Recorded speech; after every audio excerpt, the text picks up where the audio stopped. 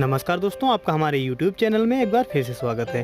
दोस्तों, आज हम बात करने वाले हैं गन्ने में लगने वाले अंकुर बेधक कीट के बारे में, जिसमें आप लोगों को पूरी जानकारी देंगे कब लगता है और इसकी पहचान आप कैसे कर सकते हैं तथा इसका आप नियंत्रण किन किन तरीकों से कर सकते हैं जिससे आप अपनी फसल को बचा सकते हैं। इससे पहले आप लोगों से अनुरोध है कि अगर आप हमारे चैनल पर नए हैं, अभी तक सब्सक्राइब नहीं किया है, तो नीचे दिख रहे रेड सब्सक्राइब बटन को टच करके सब्सक्राइब कर लीजिए और पास में बने बेल आइकन को भी ऑल पर सिलेक्ट कर दीजिए ताकि खेती और बागवानी से जुड़ी सारी जानकारी आपको मिलती रहे। दोस्तों, जो अंकुर बेधक कीट होता है या गर्म जलवायु वाले क्षेत्रों में काफ़ी ज़्यादा देखने को मिलता है। जब तापमान में गर्मी होने लगती है, जैसे कि मार्च महीने से इसकी शुरुआत हो जाती है और धीरे धीरे या जून तक चलता रहता है, तो इस वक्त आप लोगों को जो नए अंकुरण हो रहे हैं, जो फसल आपकी नई अंकुरण हो रही है, जमाव अच्छे से कर रही है, उसमें आपको देख रेख की आवश्यकता होती है कि कहीं पर एक दो आपको अंकुरण में अंकुर बेधक तो दिखाई नहीं दे रहा। अगर यह कीट कहीं पर आपको दिखाई दे रहा है तो इसकी पहचान आप किस प्रकार से करेंगे, इसके बारे में भी आपको बता देते हैं। जो ऊपर की गोप होती है वो सूखने लगती है, यानी मेन जो गोप होगी वो आपको सूखती हुई दिखाई देगी, जिसे आप पोंगी भी बोल सकते हैं। और ये ऊपर का जो सिरा है वो आपको कुछ इस तरह से सूखा दिखाई देगा और जब आप इसको खींचेंगे तो खींचने पर कुछ अंदर का कटा हुआ भाग और सड़ा हुआ भाग आपको दिखाई देगा। अगर आप इस कीट को देखना चाहते हैं तो जो स्कोप में लगा हुआ हो उसको नीचे से काट लीजिए और उसको बिल्कुल फाड़ते चले जाइए। फाड़ने पर आपको मध्य भाग में कहीं पर यह कीट बैठा मिल जाएगा। इसकी जो कोप होती है, जो सड़ी हुई कोप निकलती है, अगर इसको हम सूंघते हैं तो काफ़ी ज़्यादा इसमें बदबू आती है, जो कि सिरके की तरह होती है और इसकी काफ़ी ज़्यादा बदबू के कारण इसको आप पहचान सकते हैं कि इसमें कीट है। और कीट देखने के लिए आप उसको फाड़कर भी कीट देख सकते हैं।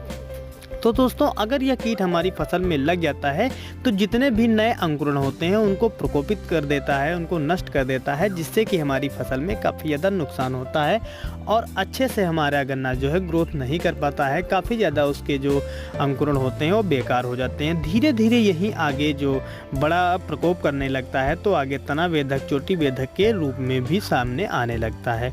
तो इसका शुरुआती ही नियंत्रण आप लोगों के लिए काफ़ी ज़्यादा लाभदायक रहेगा। तो आप अगर सबसे पहले इसकी जांच कर लीजिए। अगर आपकी फसल में कहीं पर भी एक दो गोप सूखती दिखाई दे रही हैं तो आप उनका निरीक्षण करके और उसका पता लगाकर और समय रहते उपचार कर सकते हैं। दोस्तों, उसके बारे में भी आपको जानकारी दे देते हैं कि आप कैसे इसका नियंत्रण कर सकते हैं। सबसे पहले हम कुछ जैविक तरीके के बारे में बताएंगे जिसको आप अपना सकते हैं और साथ ही रासायनिक तरीके के बारे में भी बताएंगे। दोस्तों, जिन खेतों में पिछले वर्ष इस रोग का प्रकोप रहा हो उन खेतों में आपको गन्ना हो सके तो ना लें। अगर गन्ने की फसल आप ले रहे हैं तो जुताई से पहले भी आप अपनी मिट्टी में जो कीटनाशक हैं उनका प्रयोग कर सकते हैं और बुआई के वक्त भी आप कीटनाशकों का प्रयोग करें, जिससे कि आप अच्छा लाभ ले पाएंगे। सबसे पहले दोस्तों बात करेंगे कि जो जैविक तरीका है उसमें क्या आप प्रयोग कर सकते हैं। जैविक तरीके में आप मेटाराइजम एनिसोप्ली 500 ग्राम प्रति एकड़ की दर से आप प्रयोग कर सकते हैं, जिसको कि आप 25 केजी गोबर की खाद में मिलाकर प्रयोग कर सकते हैं, जिससे अच्छा कंट्रोल हो सकता है। और रासायनिक जो तरीका है उसके बारे में भी आपको बता देते हैं। रासायनिक तरीके में आप क्लोरोपाइरीफास जो 20 सीसी वाली आती है उसको 20 ml आप प्रति एकड़ 200 लीटर पानी में घोल बनाकर इसका छिड़काव कर सकते हैं, जिससे आप रोकथाम कर सकते हैं।